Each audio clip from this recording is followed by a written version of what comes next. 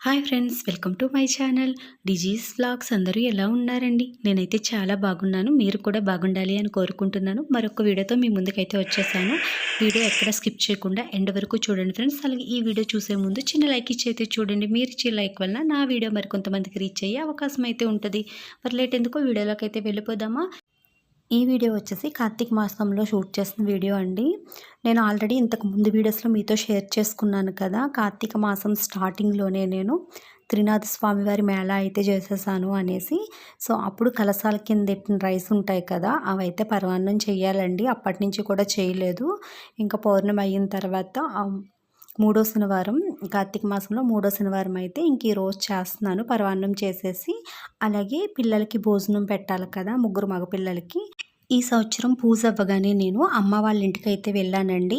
So అందుకే ఇంకా పిల్లలకి భోజనాలు అయితే పెట్టలేదు. ఇంక ఈరోజు పులిహోర చేసేసి గుడి బయట ఉంటారు కదా, వాళ్ళకైతే పంచేద్దాం కదా అన్నట్టుగా ఇంకా పులిహోరకి రైస్ అయితే కడుగుతున్నానండి. ఇంకా 1 కిలో రైస్ కాబట్టి ఇది వార్చడం అది నా వల్ల అవ్వదు. అందుకే ఇలా బిర్యానీ గిన్నె ఉంటుంది కదా, అది కేజీ ఉడికి బిర్యానీ గిన్నెలో ఇంకా రైసు పప్పు కలిపి పెట్టేశాను. సో ముందుగా రైస్ నీట్గా క్లీన్ చేసేసిన తర్వాత ఒక గ్లాస్ రైస్కి 2 గ్లాసెస్ వాటర్ వేసి, కొన్ని వాటర్ వేసానులేండి ఎక్స్ట్రా వేసి, కొంచెం ఆయిల్ వేసేసి ఈ విధంగా మూత పెట్టేసినట్లయితే చక్కగా మనకి బిర్యానీ ఉడికిపోయినట్టుగా రైస్ అయితే ఉడికిపోద్ది కదా, ఇంకా వార్చవలసిన అవసరం లేదు. అందుకే ఈ విధంగా అయితే చేస్తున్నానండి. మళ్ళీ అంత పెద్ద గుండుకు కూడా నా దగ్గర లేదు, మళ్ళీ 2-3 గుండుకుల్లో వండాలి కొంచెం కొంచెంగా. ఇంకా అలా ఎందుకులే అన్నట్టుగా మొత్తం రైస్ అంతా కూడా ఈ విధంగా పెట్టేశాను. ఆయిల్ వేయటం వల్ల ఏంటంటే మనకి రైస్ అన్నది పొడి ఆడుతూ వస్తుందండి, అంటుకోకుండా. మనం మొత్తం అంతా కూడా ఇలా ఆ చిత్తర కింద పెట్టేస్తున్నాం కాబట్టి అంటుకుపోద్ది, మెతుకు అంటుకుపోయి మెత్తబడిపోయే అవకాశాలు ఉంటాయి. కొంచెం ఆయిల్ వేయటం వల్ల ఏంటంటే మనం నార్మల్గా వార్చిన అన్నం ఏ విధంగా ఉంటుందో సేమ్ ఇది కూడా అదే విధంగా ఉంటుంది. ముందుగా ఒక పొంగు రానిచ్చిన తర్వాత బాగా కలిపేసుకుని ఇంకా స్టవ్ సిమ్లో పెట్టేసి మూత పెట్టేసినట్లయితే అలా స్లోగా ఉడుకుద్ది కదండి.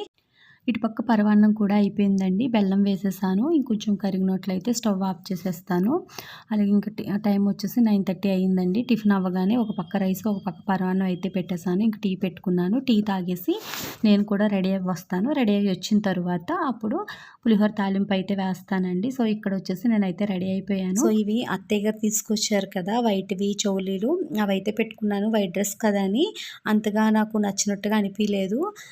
అంటే ఈ డ్రెస్ మీదకి సెట్ అవ్వలేదండి. సర్లే అనేసి ఇంకా నా దగ్గర బ్లూ వైట్ కాంబినేషన్లో చౌలీలు అయితే ఉన్నాయి, అవైతే పెట్టుకున్నాను. అవైతే ఈ డ్రెస్ మీదకి సెట్ అయినట్టు అనిపించాయి. చూసారు కదా, ఒక్క చౌలీల వల్లనే మొత్తం లుక్ మారిపోద్ది. సో ఇంక నేను రెడీ అయిపోయి వచ్చాను. ఇక్కడ రైస్ కూడా రెడీ అయిపోయింది. అదేనండి ఉడికిపోయింది. మళ్ళీ రైస్ ఏం రెడీ అయ్యిందా అనుకుంటారు, రైస్ కూడా ఉడికిపోయింది. స్టవ్ ఆఫ్ చేసేసి 10 నిమిషాలు మూత పెట్టి అలా వదిలేసినట్లయితే ఇంకా వాటర్ లాంటిది ఏమైనా ఉన్నా కూడా మొత్తం డ్రై అయిపోద్దండి. వెంటనే మనం వేరొక దాంట్లోకి తిరగబోసేసినట్లయితే అన్నం చెమ్మగా ఉన్నట్టుగా ఉంటే పులిహోరకి అంత బాగోదు కదా. సో అందుకే ఇంకా 10 నిమిషాలు అలా పక్కన పెట్టేశాను. పులిహోరకు కావాల్సినవన్నీ, తాలింపుకి కావాల్సినవన్నీ తీసి పెట్టాను. సో ఇక్కడ నేనైతే ఇంకా ఈ వీడియోకి ఎక్కువ వాయిస్ ఓవరు తర్వాత ఇవ్వనవసరం లేకుండా ఆ రోజే చాలా వరకు మాట్లాడానండి. కానీ ప్రతిదీ కూడా నా వాయిస్ కంటే కూడా బయట వచ్చే శబ్దాలు, బయట నుంచి మాటలు, టీవీ సౌండ్లు ఇవే ఎక్కువ తీసుకుందండి. అక్కడికి నేను ఇండోస్ డోరు కూడా క్లోజ్ చేసేసాను కిచెన్లోని. ఎందుకంటే ఓపెన్లో ఉండటమైతే మన వాయిస్ కంటే కూడా అవి ఎక్కువ తీసుకుంటుంది కదా అన్నట్టుగా నాకే వినిపించలేదండి. కానీ ప్రతిదీ మొబైల్లో అయితే రికార్డింగ్ అయ్యింది. నా వాయిస్ కంటే కూడా అవే గందరగోళంగా వినిపిస్తున్నాయి. మళ్ళీ కాపీరైట్స్ పడితే సాంగ్స్ అవుట్ కదా అన్నట్టుగా మ్యూట్ చేసేసానండి. మళ్ళీ వీడియో అంతా కూడా ఇప్పుడు వాయిస్ ఓవర్ ఇవ్వటం అయితే తప్పటం లేదు. ఆ రోజు ఇచ్చాను, మళ్ళీ ఇప్పుడు కూడా ఇస్తున్నాను. కానీ ఏ వీడియో షూట్ చేసినప్పటికీ కూడా ఆ నిమిషం మన మనసులో ఏముంది, అక్కడ ఏం జరుగుతున్నది అన్నది ఆ టైంలో అక్కడ మనం కెమెరా ఆన్ చేసినప్పుడు మాట్లాడతాం కదా, అప్పుడే మనం మాట్లాడగలమండి. మళ్ళీ తరువాత ఇలా వాయిస్ ఓవర్ ఇవ్వాలి అనుకుంటే కనుక మనం ఏం మాట్లాడలేము. మళ్ళీ ఆలోచించుకుని అలా వాయిస్ ఓవర్ ఇవ్వాలంటే చాలా కష్టం. నేను అలాగే అనుకుంటాను. ఎప్పుడైనా ఇలా కనిపించి వీడియో షూట్ చేసినప్పుడు, కెమెరా ఎదురుగుండా వచ్చి మాట్లాడినప్పుడు 50% అయినా కూడా ఆ వీడియోలో అది మ్యూట్ చేయకుండా పోస్ట్ చేసేయాలి. తర్వాత 50% మన వీడియోకి వాయిస్ ఓవర్ ఇచ్చినా పర్లేదు అనిపిస్తుంది. కానీ ఎప్పుడూ అది జరగదండి. బయట నుంచి వచ్చే సౌండ్స్ పక్కన పెడితే ఇంట్లో వాళ్ళే మన మాట వినరండి. మార్నింగ్ నుంచి మా అబ్బాయిని టీవీ సౌండ్ తగ్గించమని 100 సార్లైనా చెప్పుంటాను. ఆ రోజు అబ్బే మా అమ్మ అలా పిచ్చితల్లో ఓక్కుంటుంది, నా పని నాదే అనుకున్నట్టుగా చేశాడు వాడు. ఇలాగే వీడియోకి ఏదో ఒక డిస్టర్బెన్స్ వస్తూ ఉంటది. సో, రైస్ అయితే తిరగబోసేసాను. అడుగు పట్టేసిందేమో అనుకున్నాను కానీ మరీ అంతగా అతుక్కోలేదండి. కొంచెం వరకునే మాడినట్టుగా అయింది చూసారు కదా! మరీ ఎక్కువ రైస్ అయితే వేస్ట్ అవ్వలేదు. సో, అన్నం తిరగపోసేసి అందులో పచ్చిమిర్చి చీరుకులు, అల్లం, కరివేపాకు పెట్టేసి మూసేసాను. అంటే ఆ వేడికి మగ్గుతాయి కదా! అవి టేస్ట్ బావుంటాయి. రైస్ కూడా స్మెల్ పట్టుకుంటది. సో, అందుకే ఆ విధంగా అయితే చేశాను. ఇక్కడొచ్చేసి మొత్తం తాలింపుకి కావాల్సినవన్నీ కూడా ముందుగానే తీసుంచానండి. చింతపండు కూడా వేడి నీటిలో ముందుగానే నానబెట్టేసాను. ఆ చింతపండు ఫ్రిడ్జ్‌లోది కాబట్టి మరీ గట్టిగా అయిపోయి ఉంటదండి. మన నార్మల్ వాటర్‌లో నానబెట్టినట్లయితే ఇంత త్వరగా నానదు. బయటున్న చింతపండు అయితే మనకి మెత్తగానే ఉంటది కానీ, ఇంక ఫ్రిడ్జ్‌లోదయితే తెలియనిదేముంది. ఇంక చాలా గట్టిగా ఉంటది కదా! తీయటం కూడా కష్టమే. అందుకే వేడి నీటిలో వేసి నానపెట్టేసానండి. ఇప్పుడు చింతపండు గుజ్జు తీస్తున్నాను. చింతపండు పులిహోర టేస్ట్ ఎంత బాగుంటదో కానీ చింతపండు ఉడికించేటప్పుడు, ఈ గుజ్జు తీసేటప్పుడు చాలా కష్టం అనిపిస్తదండి. ఇదంటారా ఎలా అయినా తీయొచ్చు కానీ ఆ ఉడికించేటప్పుడే స్టవ్ నిండా ఆయిల్ పడిపోయి ఇవంతా తుల్లిపోయి మొత్తం అంతా గత్తరైపోద్ది కదా! సో, చాలా కష్టం. కానీ చింతపండు పులిహోర అంత టేస్ట్ ఇంకా నిమ్మకాయ గాని, దబ్బకాయ గాని ఉండదు కదా! సో, ఇక్కడైతే తీస్తున్నాను. వచ్చినంత వరకు కూడా ఫస్ట్ చిక్కటి గురుజంతా కూడా ఈ విధంగా అయితే తీసేసాను. తర్వాత కొంచెం వాటర్ వేసేసి క్యారెట్ తురుముకునేది ఉంటది కదా! అందులో అయితే వేసి తీసానండి.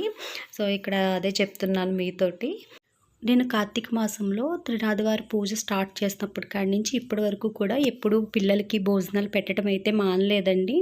కుదిరినంతలో ఎప్పుడు కుదిరితే అప్పుడు పూజ అయిన తరువాత ముగ్గురు మగ పిల్లలకి కానీ, ఐదుగురికి కానీ ఒక్కొక్కసారి 9 మంది కూడా వచ్చేవారు. అమ్మాయిలు ఉన్నా కూడా ఇంకా ఒక అన్నయ్య, తమ్ముడు, అక్క అలా ఉంటూ ఉంటారు కదా! అలా అయినా కూడా చెప్పేసేదాన్ని. సో, అలా ఇప్పటి వరకు ఎప్పుడు భోజనాలు పెట్టడం అయితే మానలేదండి. ఫస్ట్ టైం ఈ సంవత్సరమే మానేశాను. అది కూడా నేను అమ్మ వాళ్ళ ఇంటికి వెళ్ళిపోవటం, తర్వాత వచ్చిన తర్వాత ఈ పూజలు ఇలా సరిపోయిందండి ఇంకా.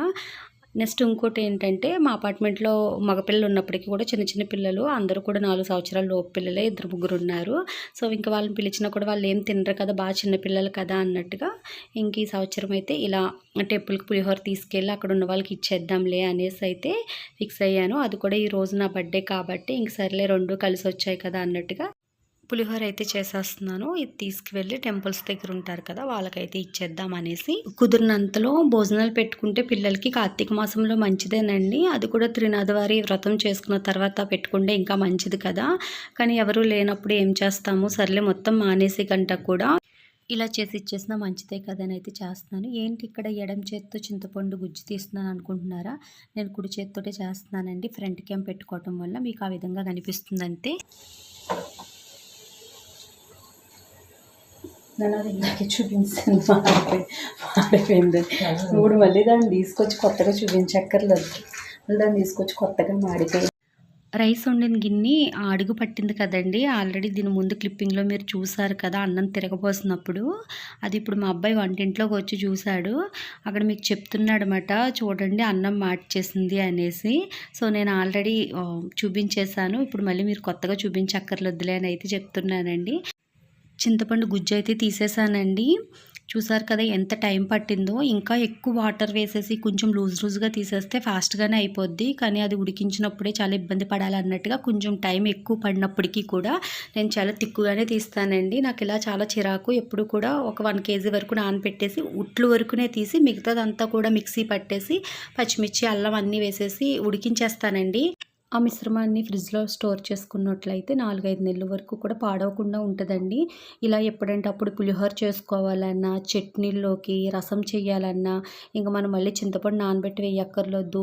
ఎప్పుడైనా ములక్కాడ, అరటికాయ ఇలాంటి పులుసులు పెడుతూ ఉంటాం కదా! వాటిల్లో కూడా 1 స్పూన్ వేసేసుకున్నట్లయితే కొంచెం వాటర్ వేసుకుంటే సరిపోతుందండి. అలా ఉడికించి చింతపండు గుజ్జు స్టోర్ చేసుకున్నట్లయితే మనకి ఏ వంటైనా కూడా అంటే పులుపుతో చేసే ప్రతీది కూడా చాలా సింపుల్‌గా చేసేసుకున్నట్టుగా అనిపిస్తుంది నాకు. ఆల్రెడీ ఫ్రిడ్జ్‌లో స్టోర్ చేసిన గుజ్జు అయితే ఉంది. కానీ ఇంత రైస్‌కి సరిపోదండి. మళ్ళీ అది వేసినప్పటికీ కూడా నేను మళ్ళీ చింతపండు గుజ్జు తీసి ఉడికించాలి. సో, అదేదో ఎక్కువ క్వాంటిటీలో ఫ్రెష్‌గా అలాగే చేద్దాం కదా! ఇంకా ఫ్రిడ్జ్‌లో ఉన్నది నెక్స్ట్ ఎప్పుడైనా చేసుకున్నప్పుడు యూజ్ చేద్దాం అన్నట్టుగా ఇంకా అదైతే యూజ్ చేయటం లేదు. ఇక్కడైతే పులిహోర తాలింపు వేసేసాను. ఆయిల్ పెట్టేసి ముందుగా పల్లీలైతే ఫ్రై చేసేసి, పల్లీలు కొంచెం ఫ్రై అయిన తర్వాత అందులో మినపప్పు, ఆవాలు, జీలకర్ర, ఎండుమిరపకాయలు, పచ్చిమిర్చి, అల్లం, కరివేపాకు వేసేసి బాగా ఫ్రై చేసేసి అప్పుడు కొంచెం పసుపు, సాల్ట్ అయితే వేస్తానండి. తాలింపులో పసుపు వేయటం వల్ల రైస్‌కి మంచి కలర్ అయితే వస్తది కదా! ఇంకొంచెం పసుపు చింతపండు ఉడికించేటప్పుడు వేసుకున్నట్లయితే చింతపండు పులిహోర కలర్ చాలా బాగుంటుందండి. ఇంకా పులిహోర తాలింపు ఏగుతుంటేనే మంచి స్మెల్ అయితే వస్తుంది కదా. పులిహోర అంటే ఇష్టపడలేని వాళ్ళు ఎవ్వరూ ఉండరండి. ప్రతి ఒక్కరు కూడా ఇష్టంగా తింటారు కదా. నాకైతే చాలా ఇష్టం. నెక్స్ట్ ఇంకోటి ఏంటంటే నైట్ అన్నం ఉండిపోయినప్పుడు మార్నింగే మా అమ్మ ఎక్కువగా పులిహోర చేసేసేదండి.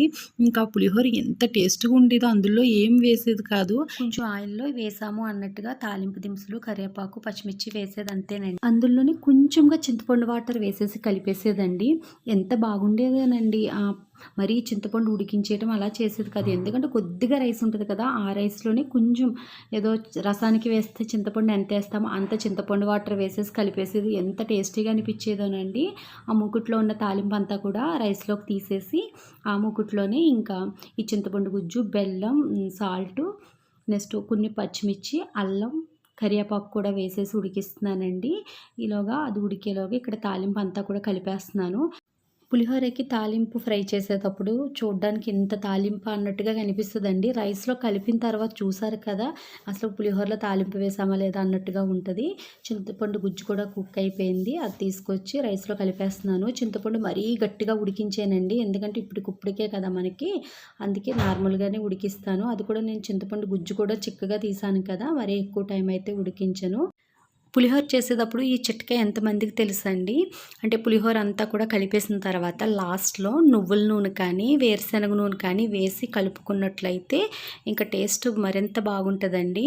అంటే మనం ఇప్పుడు ఆయిల్ అంతా కూడా ఈ పప్పు దినుసులు ఫ్రై చేయడానికి, చింతపండు ఉడికించడానికి వేస్తాం కదా, అలా కాకుండా మొత్తం పులిహోర తాలింపు వేసేసి మొత్తం అంతా కూడా ఇంక ఇలా చేత్తో చింతపండు గుజ్జంతా తాలింపు అంతా కూడా పులిహోరకి బాగా పట్టించేసిన తర్వాత లాస్ట్‌లో ఒక చిన్న కప్పుడండి, మనం తీసుకున్న రైస్ క్వాంటిటీకి సరిపడగా చిన్న కప్పుతో పచ్చి ఆయిలే నువ్వుల నూనె కానీ, పల్లి నూనె కానీ వేసినట్లయితే పులిహోర టేస్ట్ మరింత బాగుంటుందండి.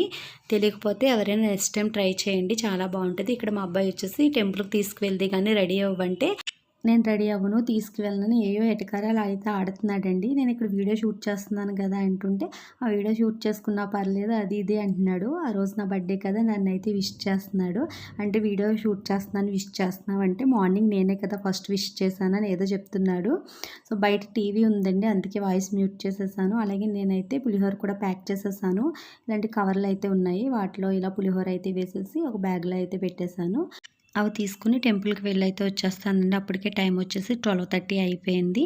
సో ఇంక మా అబ్బాయి రెడీ అవుతున్నాడు కదా, ఇక్కడ నేను అదే చెప్తున్నాను. అలాగే నేను వచ్చేసి వైట్ డ్రెస్ అయితే వేసుకున్నాను కదా, దీని మీద చున్నీ కూడా వైట్ ఫ్లవర్స్ చున్నీ అయితే వచ్చిందండి. ఆ చున్నీ వేసుకుంటే అంత లుక్ లేదనేసి నేనైతే ఇంకా ఈ రెడ్ చున్నీ అయితే వేసుకున్నాను. ఇయర్ రింగ్స్ కూడా ఈ చున్నీ వేసుకున్న తర్వాత రెడ్ పెట్టుకుందాం అనుకున్నాను, కానీ అంత లుక్ అనిపించక మళ్ళీ ఇవే పెట్టేసుకున్నానండి. ఈ బ్లూ వైట్ కాంబినేషన్లో బాగున్నాయి కదా అన్నట్టుగా.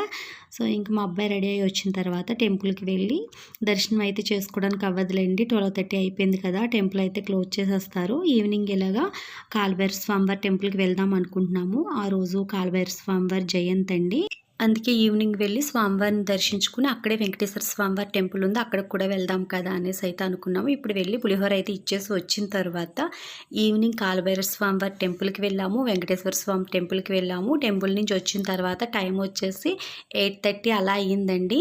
ఇప్పుడైతే కేక్ కట్ చేస్తున్నాను. సో ఆ వీడియో క్లిప్పింగ్ ఇందులో యాడ్ చేశాను.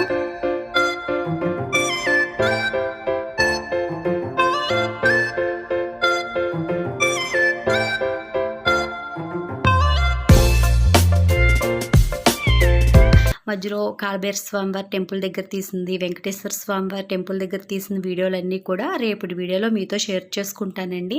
ఎందుకంటే వీడియోలు ఎంతో మరీ ఎక్కువైపోద్ది కదా, ఎందుకులే ఇంక ఈ బర్త్డే వీడియో నెక్స్ట్ ఈ పులిహోర వీడియో ఈ వీడియో కింద పోస్ట్ చేసేద్దాం అన్నట్టుగా మార్నింగ్ నుంచి తీసిన వీడియో, అలాగే ఈవినింగ్ కేక్ కటింగ్ వీడియో ఈ రోజైతే మీతో షేర్ చేసుకుంటున్నాను. నెక్స్ట్ వీడియో అంటే టెంపుల్స్ వీడియో అయితే రేపు మీతో షేర్ చేసుకుంటానండి. సో ఇక్కడ వచ్చేసి కేక్ అయితే కట్ చేసి ఇస్తున్నాను. కార్తీక మాసంలో కదా, ఇంకా ఎగ్లెస్ కేక్ తీసుకున్నప్పటికీ కూడా నార్మల్ కేక్ అయినా సరే, కూల్ కేక్ అయినా సరే, ఇంకా ఎగ్ ఎలాగైనా కలిసిపోద్దులే అన్నట్టుగా ఎప్పుడు కూడా మేము ఐస్ క్రీమ్ కేక్ తెచ్చేసుకుంటామండి. ఇంకా ఐస్ క్రీమ్ అయితే గొడవ ఉండదు కదా అనేసి ఇంకా ఐస్ క్రీమ్ డీప్లో పెట్టేయటం వల్ల గట్టిగా అయిపోయింది. అది ఎంత కట్ చేసినప్పటికీ అవ్వటం లేదు. అలా అని ఒక 5 minutes 10 మినిట్స్ బయట వదిలేసామంటే మొత్తం మెల్ట్ అయిపోద్ది కదా. సో కొంచెం కష్టమైనప్పటికీ కూడా చాక్తో అయితే కట్ చేస్తున్నాము. చాలా గట్టిగా అయితే అయిపోయిందండి ఐస్ క్రీమ్ కాబట్టి. సో చూసారు కదా, ఈరోజు వీడియో అయితే ఇంతే. ఈ వీడియో మీ అందరికీ నచ్చుద్దని అనుకుంటున్నాను. ఈ వీడియో నచ్చినట్టయితే లైక్ చేయండి, షేర్ చేయండి. అలాగే మరిన్ని వీడియోలు మన ఛానల్లో మీరు చూడాలి అనుకుంటే మన ఛానల్ని సబ్స్క్రైబ్ చేసుకోవడం అయితే మర్చిపోవద్దు. పక్కనే ఉన్న బెల్ ఐకాన్ క్లిక్ చేయండి. నేను ఏ వీడియో పోస్ట్ చేసినా నోటిఫికేషన్ అయితే మీకు వస్తుంది. బాయ్ ఫ్రెండ్స్, మళ్ళీ రేపటి వీడియోలో కలుసుకుందాం.